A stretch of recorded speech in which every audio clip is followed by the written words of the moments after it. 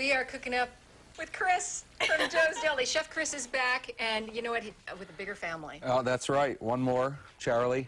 Charlie joined Sam. In our next segment, we're going to show you the cutest picture of. He's always smiling, you said. He's smiling or he's mad at somebody, one or the other. That's how I am. Perfect. You guys should hang out. Hopefully we'll not be mad at each other. You were making fried chicken today. Yes, but it's a special fried chicken. It's brined in dill pickle juice. What does brine mean? Brine means something that's brine that's usually soaked in like a salinated solution, like a salt water or but this one's I've had good results with this one, and it's very, very easy, and it's a great dish. It's one of the best sellers at the deli by far now. Oh, it is? Do you have it every day? Yeah, we have it. It's a fried chicken and biscuits sandwich. It's on our specials list. We took it off for a couple weeks, or like a week, a little while back, and we got an uproar from it. Complaints? So we put it back on. Do you put it in the brine to make it more tender, or just for flavoring? Flavoring, number one, but it does tenderize it as well. But it's very easy, and what you could use is, people always have jars of pickles at their house if they're on the refrigerator, and you usually just toss the juice after you eat the pickles. Now you have a use for them. But there you go. Now, what are some of what I have here is the ingredients for the sauce, which is a honey mustard. That's very simple. We'll go over those, and it's just mayonnaise, mustard, and honey. And then this is an important part of the dredging, or the coating on the chicken, is just some all-purpose flour.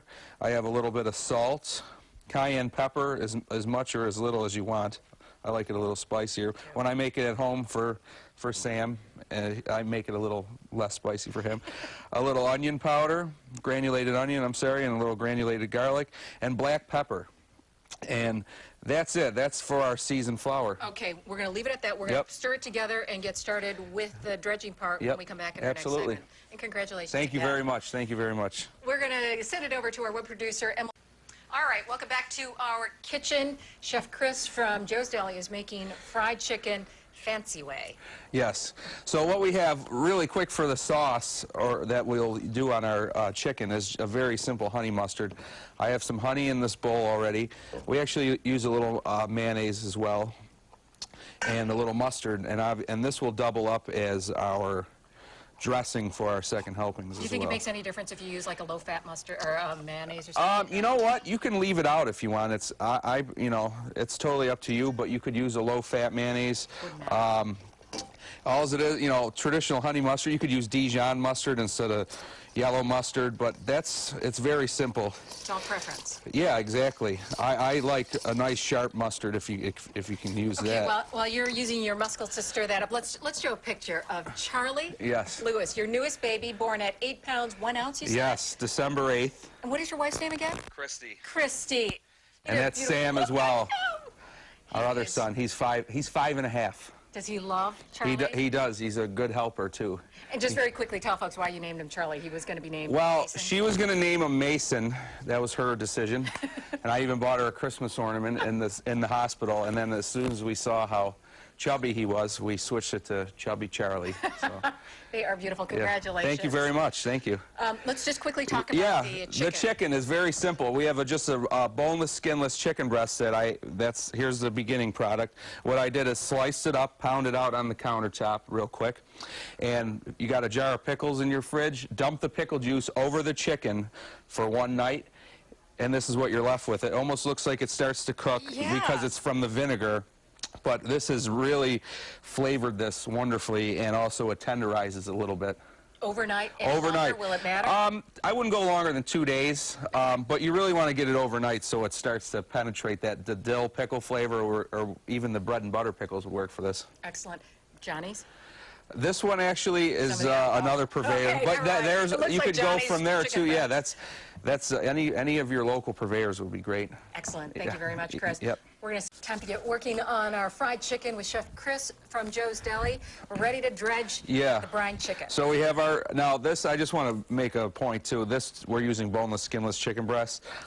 If you were to use traditional fried chicken, for me at least, is a bone-in chicken. You can't beat that. But we're making little sandwiches with it, so that's why we have boneless, skinless breast. This will work just as well with bone-in chicken, and I actually prefer it as like an entree. You know what I mean? Biscuits on the side, maybe. But I heard that bone chicken has more flavor. Oh, absolutely, by far.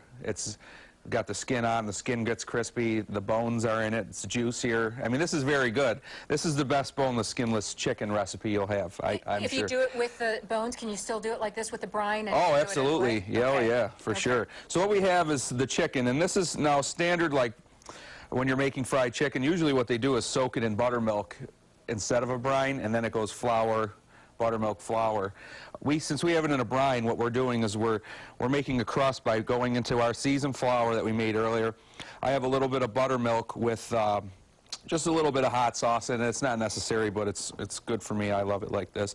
And then back into the flour, and that's your standard dredging procedure for this fried chicken. For fried chicken, because yeah. it makes it thicker? Yeah, it's not like a really heavy coating like a breading would be, right.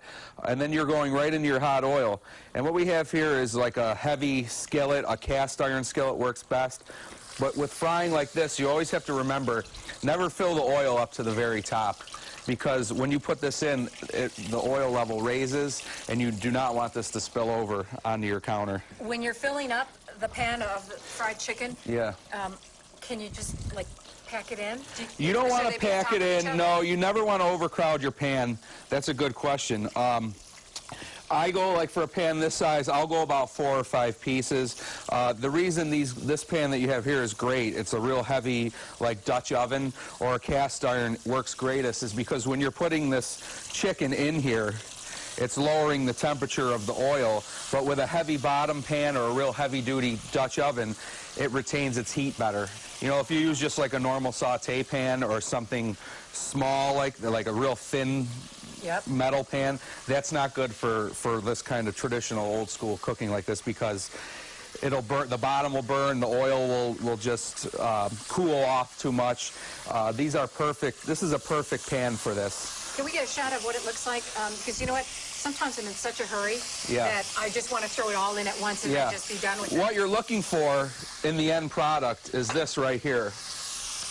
Oh, wow. I did a few of these earlier, and I did them actually in a smaller pan, but this is exactly what you want to look for. Now, obviously, the good thing about this, too, with the boneless, skinless breast, this is my son Sam's, one of his favorite dinners by far, but this is going to cook much, much quicker than a 8-cut, what they call an 8-cut chicken, or your thighs and legs and wings and bone-in breasts, like for a bone-in chicken. That takes a lot longer to cook. You're looking at maybe 20 minutes in a pan. This is going to take probably 8 minutes. How do you know when it's done? I mean, what you can do, it'll look brown, obviously, but the way to tell is if the juices run clear. But if we took this chicken right here and just cut it right in half, you'll see that it's perfectly cooked through and wonderfully crisp as well. Okay, what happens if you cut it and it's still pink and you can't throw it back in there?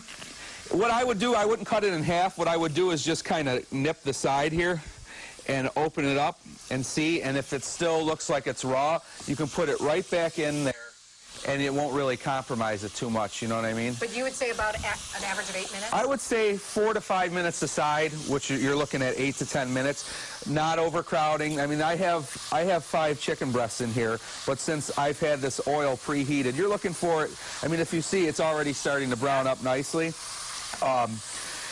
The most important thing is to cook it to a temperature. Now, you could stick a thermometer in there, but you're looking for about 160 with chicken, with poultry. Bone-in chicken being the most important. But, yeah, go ahead and try that if you want. I mean, that's one of my, not only is it Sam's favorite dinner, but now what we have with it are some biscuits. Now, you can make your own biscuits. God bless you if you do. We have 2 kids. Well, we don't. But yeah, we're looking for time savers now. A few years ago, maybe. 4 or 5 years ago, I would have made them, but not anymore. We're into packages. Biscuits right here. Even those ones that you pop, the ones that pop open, bake them, buy biscuits from the store. Excellent. Go ahead. When we come back, we're going to get started on your second topic. Yeah, absolutely. We'll finish up this chicken. For sure. It's delicious. Yeah, thank you. We're going to take a break right now. When we come back, Amelia's going to...